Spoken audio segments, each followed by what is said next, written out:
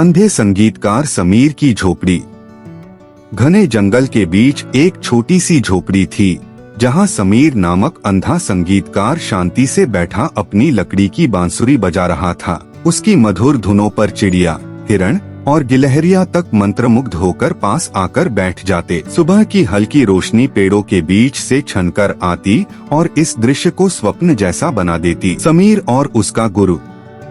एक दिन समीर अपने गुरु के पास गया, जो एक वृक्ष के नीचे ध्यानमग्न बैठे थे। लंबी सफेद दाढ़ी, सादा चोगा और आंखों में गहराई लिए वह वृद्ध बोले, समीर, तुम्हारे सपनों में जो संगीत गूंजता है वह साधारण नहीं, वह तुम्हारे भाग्य से जुड़ा है। तुम्हें यात्रा करनी होगी, पहाड़ और नदियां पार करता हुआ।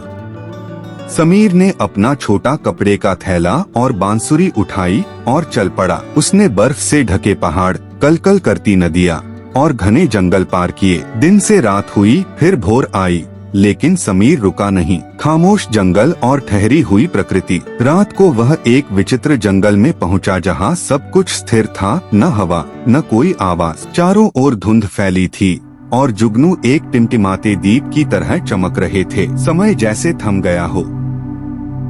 वृक्ष के नीचे बुढ़िया और 4 कांसे की चूड़ियाँ। वहाँ एक विशाल वृक्ष के नीचे एक बूढ़ी औरत बैठी थी। उसके हाथ में 4 कांसे की चूड़ियाँ थीं, जो हल्की रोशनी बिखेर रही थीं। समीर उसके सामने झुका और वह धीमे स्वर में बोली, तुम्हारी राह इन्हीं चूड़ियों से खुलेगी। चूड़ियाँ फेंकना और जादुई पगडंडी प्रकट होना। बुढ़िया ने एक चूड़ी पूर्व दिशा में उछाली। जैसे ही वह जमीन पर गिरी, उसकी आवाज घंटी जैसी गूंजी और धरती फट गई। वहाँ से एक चमकदार पगडंडी निकल आई, जो धुंध के बीच दूर तक जाती थी। वह पगडंडी समीर को एक कांच जैसी झील तक ले गई।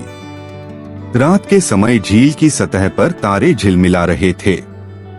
बीचों बीच एक कांच का द्वीप था, जो चंद्रमा की रोशनी में धीमे धीमे चमक रहा था। जब समीर ने बांसुरी बजानी शुरू की, तो ध्वनियों से एक पुल बन गया।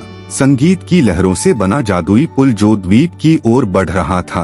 वह संगीत के सहारे आगे बढ़ता गया। द्वीप पर सफेद वस्त्रों में रोती हुई युवती। द्वीप पर एक युवती सफेद वस्त्रों में बैठी थी। उसकी आंखों से आंसू बह रहे थे, लेकिन वह प्रकाश में इतनी सुंदर लग रही थी कि समीर भी उसकी पीड़ा को महसूस कर सका। जब समीर उसके पास पहुंचा, तो उसकी बांसुरी से एक दिव्य धुन निकली। युवती की आंखों से आंसू थमे और एक सुनहरी रोशनी दोनों को घेरने लगी। उसका चेहरा दुख से मुस्कान में बदल गया। शाप टूट चुका था।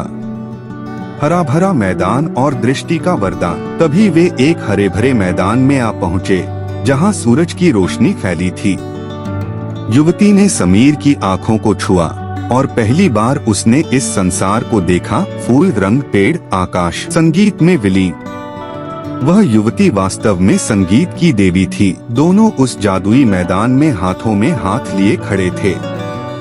दूर से स्वर्गिक संगीत बह रहा था। समय थम गया था, केवल संगीत बचा था। चुप रात और दूर से आती बांसुरी की धुन। रात फिर आई। सब शांत था। पेड़ चांदनी में खड़े थे। कहीं दूर जंगल के पार बांसुरी की एक मीठी धुन हवा में बह रही थी, जैसे समीर और देवी अब भी वहीं थे। संगीत बनकर अच्छी लगे तो लाइक, शेयर एंड सब्सक्राइब जरूर करना।